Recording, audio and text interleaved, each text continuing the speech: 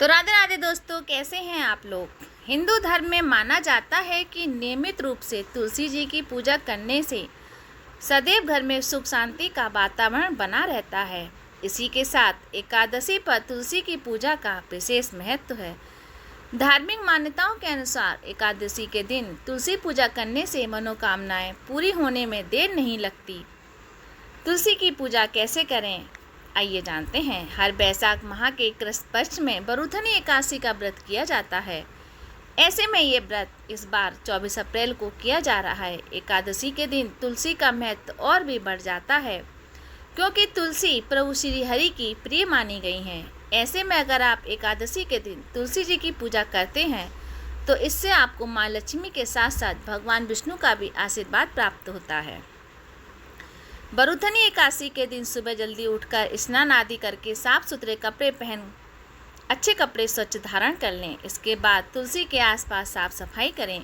पूजा में माता तुलसी को सिंदूर और फूल अर्पित करें। अब तुलसी के समक्ष घी का दीपक जलाएं।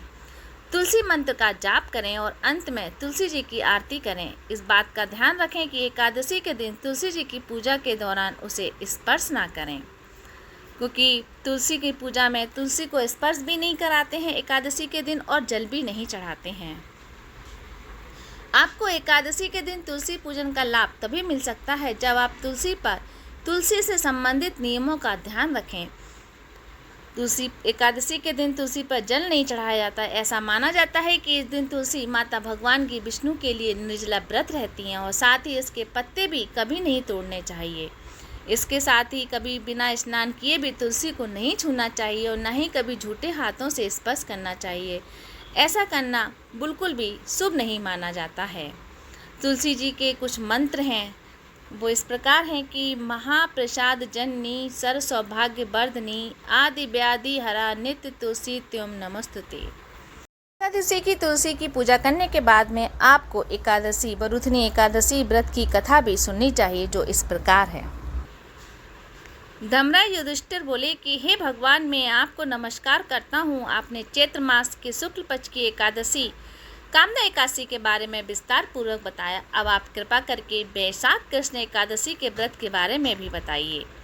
भगवान श्री कृष्ण ने कहा कि हे राजेश्वर, बैसाख मास में कृष्ण पक्ष की एकादशी को बरूथनी एकादशी के नाम से जाना जाता है। ये सौभाग्य देने वाली, सब पापों को नष्ट करने वाली तथा अंत में मोक्ष देने वाली है।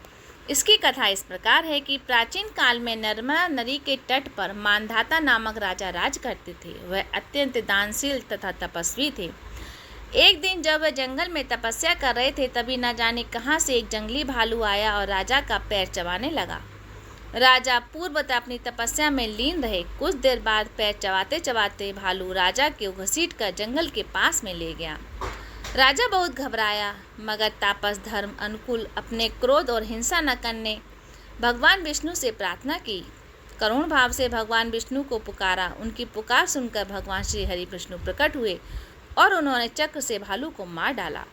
राजा का पैर भालू पहले ही खा चुका था। इससे राजा बहुत ही शोकाकुल हुए। उन्हें दुखी देखकर भगवान विष्णु बोले कि हे बस, शोक मत करो, तुम मथुरा जाओ और बरूथनी एकादशी का व्रत रखकर मेरी 12 अवतार मूर्ति की पूजा करो। उसके प्रभाव से पुनः आपको सदस्य अंग प्राप्त हो जाएंगे। इस भालू ने जो तुम्हें काटा है, ये तुम्हारे पूर्व जन्म का अपराध था।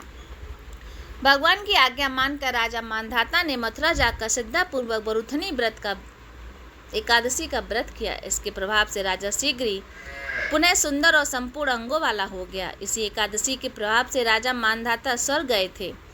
जो भी व्यक्ति भय से पीड़ित है, उसे बरूथनी एकादशी का व्रत रखकर भगवान विष्णु का स्मरण करना चाहिए। इस व्रत को करने से समस्त पापों को नाश होता है और मोक्ष की प्राप्ति मिलती है। जय हो राधे राधे।